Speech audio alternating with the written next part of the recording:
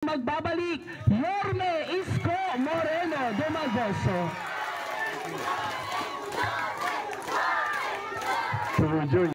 Sa lahat ng viewers ng Busilak Diary, please subscribe. Ingat kayo. God bless you.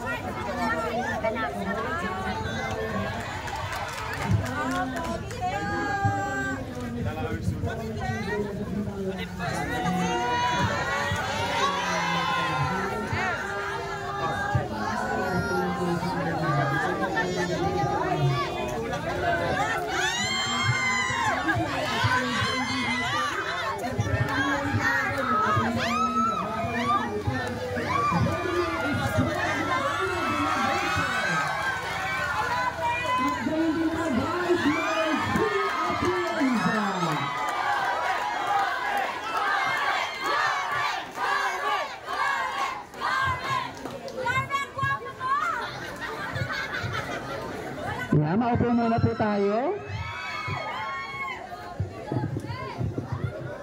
Kasama rin po natin Vice Mayor Chi Atienza.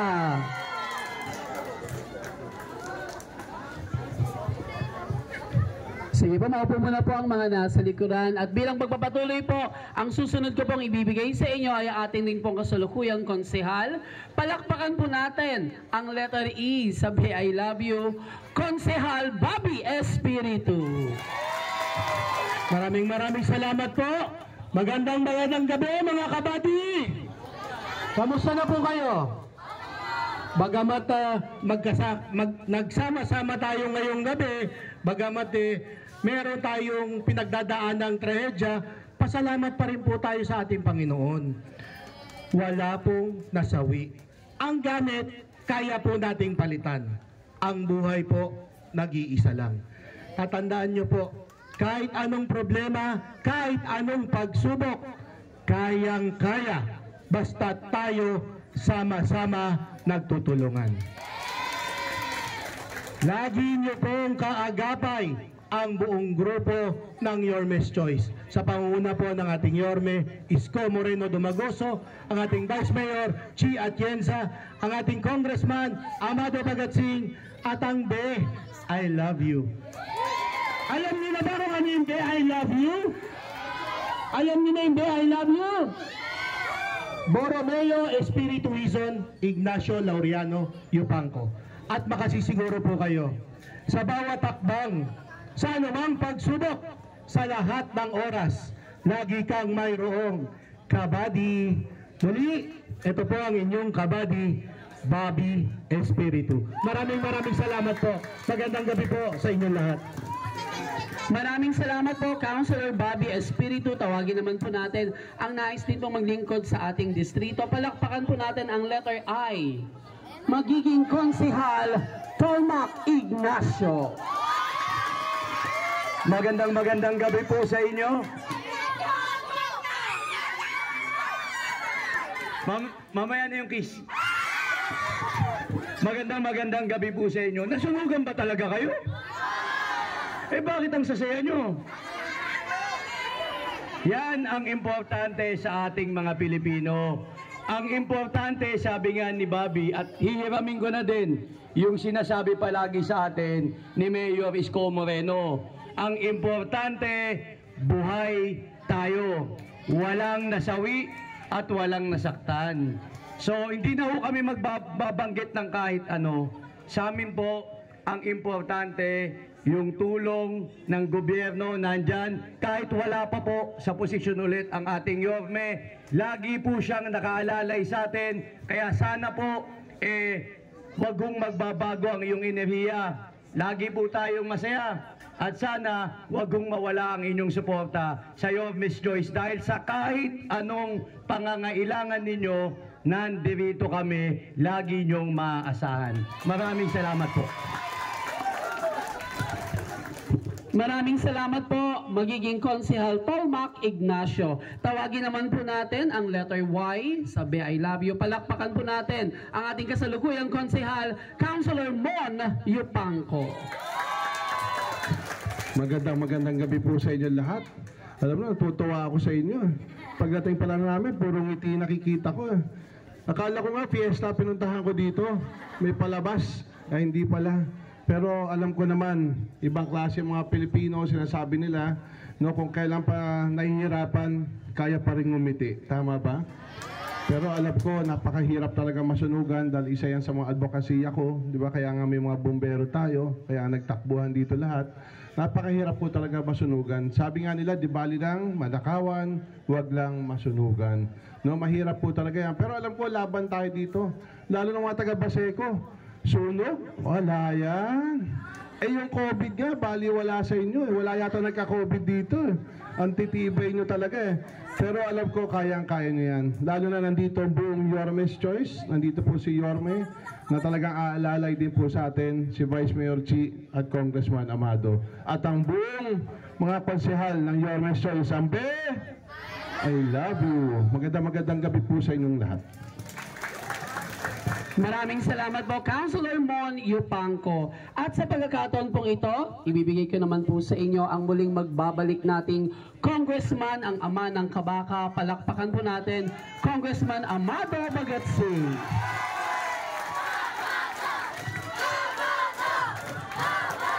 Walang kaya talaga. Para tayo nasa rally nito eh. Sige, umpisahan nyo. Lahat na nasunugan eh. Puro rally na sunugan na lahat yan. Tama si Monyo Pangko eh. Ha? Pero tama kayo. Yan ang gustong-gusto nila sa Pilipino sa buong mundo.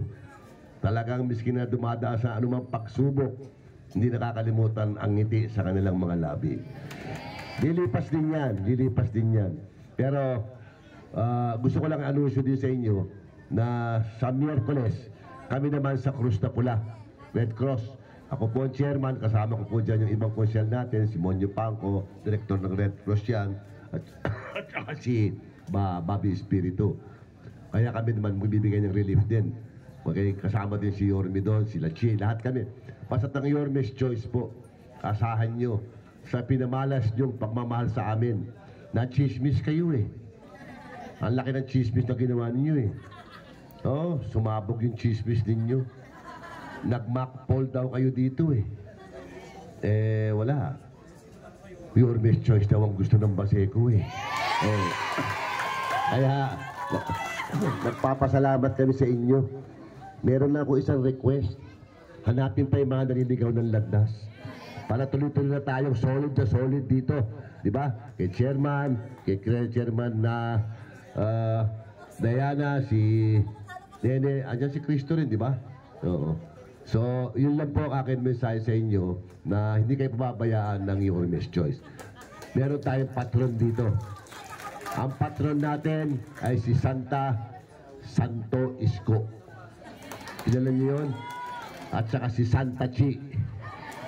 Kami naman ang mga anghel nila. Ayos ba yun? Mukha naman kaming anghel, di ba? Oh. Pagkising o pagtulog. So sa inyo lahat po, kami nakikisa sa inyo at unti-unti po, igagapang natin yan hanggang makabalik kayo sa inyong normal na pamumuhay. Maraming salamat po, ganda bibigyan nyo lahat. Maraming salamat po, Congressman Amado Bagatsing. Alam niyo, laloka ako sa inyo, sunugan ba kayo talaga? Kasi parang, di ba, nasunog naman na yung apoy. Sabi, okay na to. Okay, bilang pagpapatuloy, tawagin naman po natin ang ating magiging Vice Mayor, ang magiging partner ni Yorme Isko Moreno sa muling pagbabalik ng Gloria ng ating minamahal na lungsod. Palakpakan po natin, Vice Mayor Chi Atienza. Magandang gabi sa inyo lahat. Kamusta kayo? Mukhang okay na okay. Tama ka dyan, fighting. Alam nyo, isang bagay, nung pag-ikot ko dito sa Baseco, nakita ko, ang mga tao dito sa loob ng Baseco matatapang. Isang bagay na nakita ko sa inyo at masayahin. Kaya kahit na masama ang nangyari, naniniwala ako. kakayanin nyo bumalik muli sa inyong mga paa. At alam nyo, minsan, ang mga masasamang bagay nangyayari dahil minsan hinihingi rin ng Panginoon na bumalik tayo sa Kanya. Kagaya ng marami sa inyo, ako rin ay isang magulang. Alam ko ang pakiramdam na ibubuhos nyo ang lahat-lahat nyo para makalikom kayo ng lahat ng pwede nyong makuha sa buhay. At sa isang iglap, mauubos lahat. Parang wala lang lahat. Pero, alam ko, pinipili ng Panginoon ang mga malalakas na sundalo. Alam ko, nagtitiwala siya sa inyong lahat at alam niya, iniintay lang niya na papasukin niyo siya sa inyong mga buhay. At sa ganon, pag nakaangkla na kayo sa Kanya, ipapakita niya sa inyong lahat na kaya niyang ibalik ng siksik-liglig ang lahat ng nawala. Kung nawala to ng isang iglap, kayang-kaya rin niyang ibalik ito ng buong-buo siksik-liglig sa inyong lahat. Alam nyo, sa tambalan namin ni Yorme, nais niyang ibalik at pagbutihin ang pagbibigay ng minimum basic needs sa inyo. Ang maayos na healthcare, aayusin na daw niya ang inyong ospital dito at bubuksan na niya. Mga pabahay, para dito mas komportable ang mga taga-Baseco. Ang mga paaralan. Ang balita ko, ang namarites niya sa akin, lalagyan daw niya ng aircon balang araw ang inyong mga paaralan. Tama ako, Yorme, di ba? Tama? O, tama daw. Ang ambag ko naman sa aming tambalan ay livelihood. Dahil yan ang isang bagay na nakita ko nung sinuyod ko ang Baseco, nakita ko, masisipag kayo.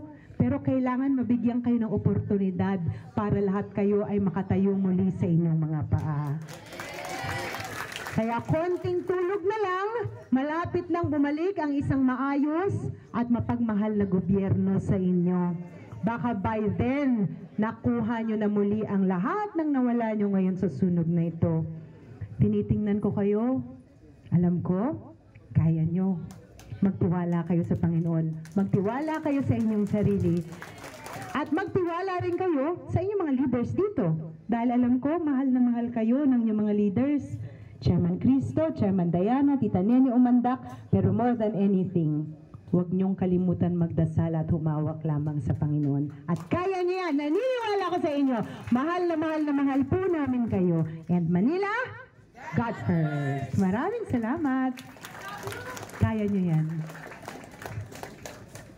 Maraming salamat po. Muli palakpakan po natin Mayor Chi Atienza.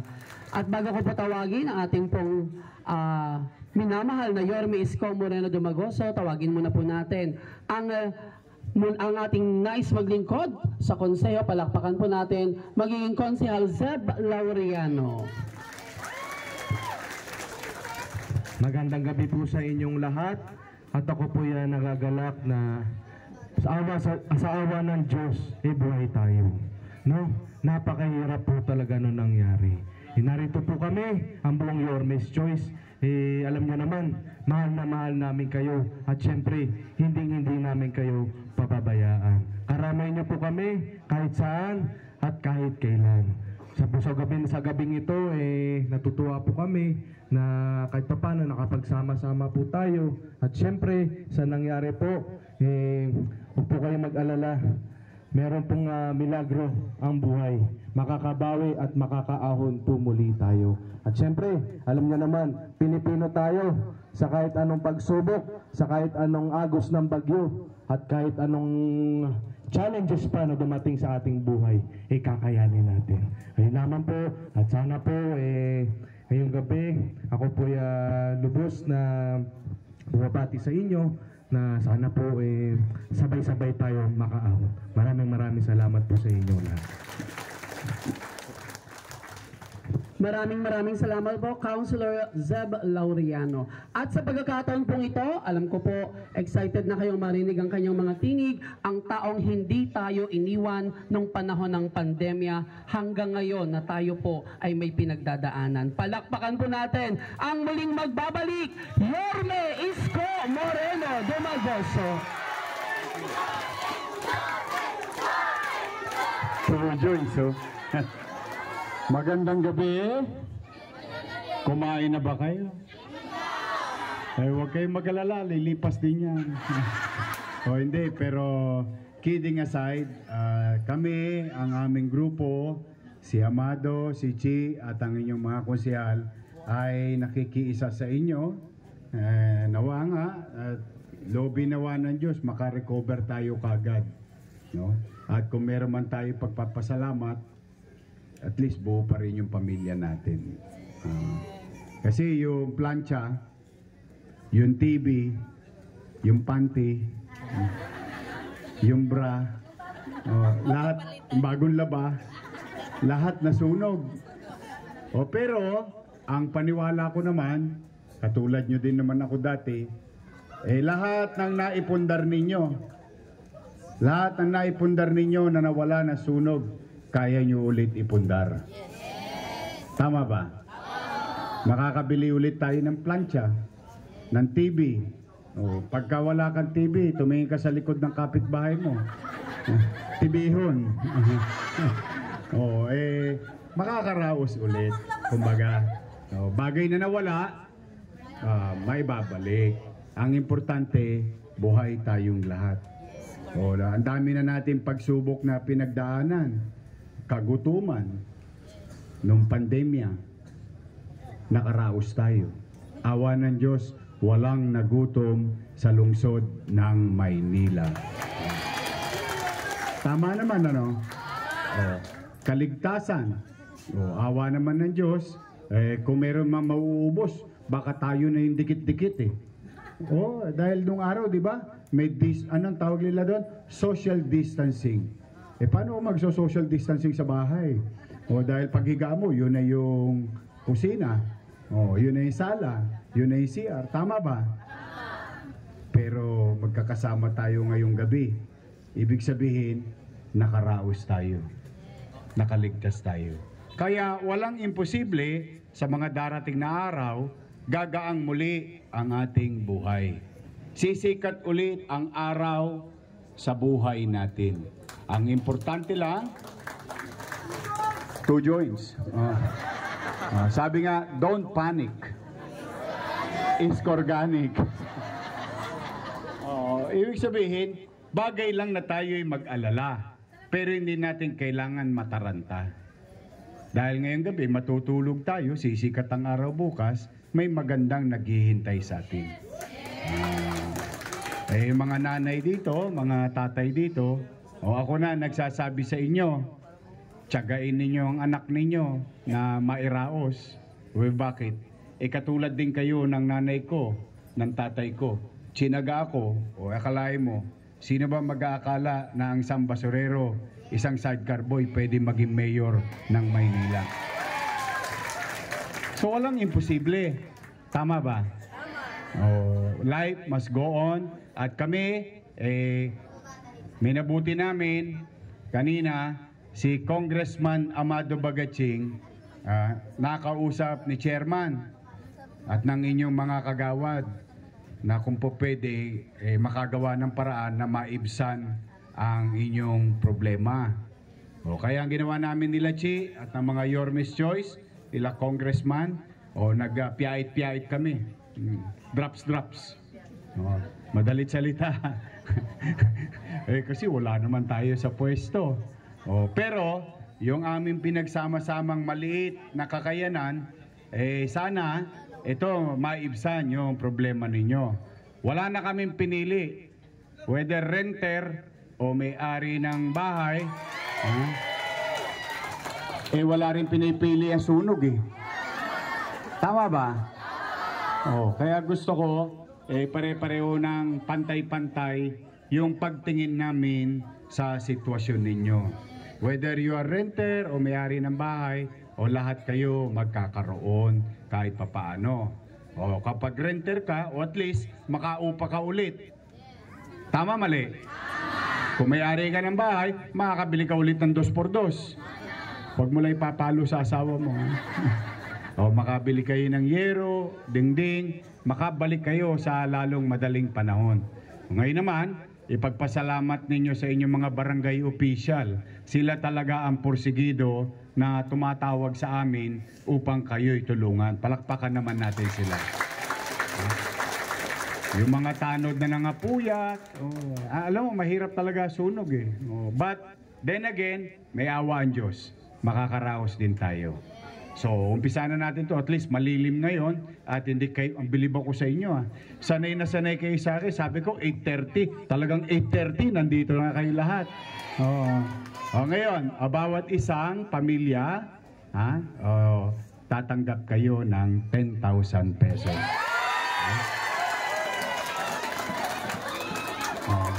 Pagpasensyahan nyo na yun, ha? Yun lang ang kaya ng aming grupo. Pero at least, makabili kagad kayo ng soen.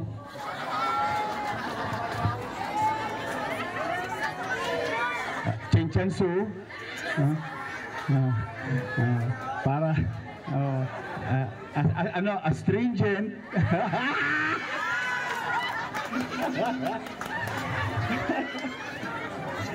Talagang inuuna yung mga coloretes Kita ninyo, nakakalimutan ninyo yung problema nyo saglit. Hindi, bili niya ng gatas, ng damit, ng gamit.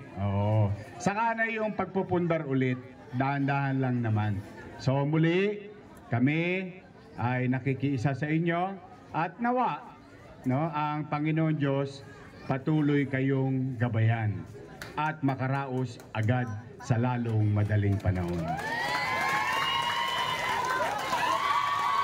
I love you.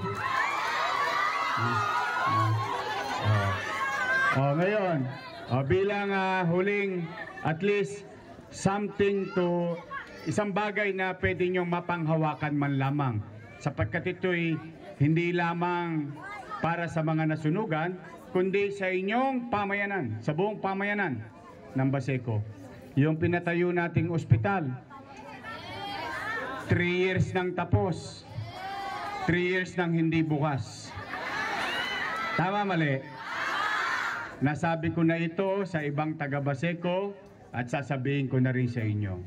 May awa ang Diyos at sa tulong ng lahat ng mga taga-lungsod ng Maynila, nakabalik tayo.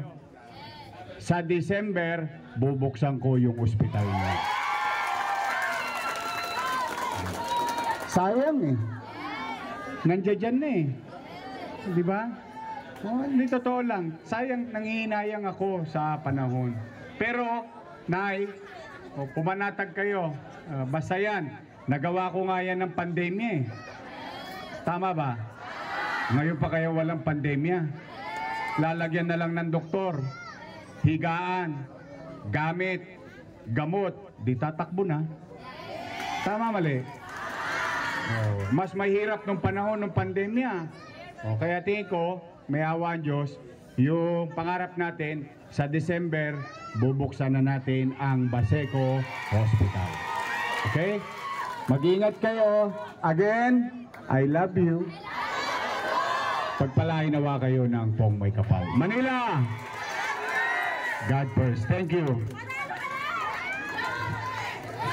Maraming salamat. Manila, palakpakan po natin Yorme Isko Moreno Dumagoso, Vice Mayor Chi Atienza, Congressman Amado Bagaching at ang Be I Love You. So para po maayos po tayo, gagawin po natin roll by roll po ang pagtayo, ha? Roll by roll.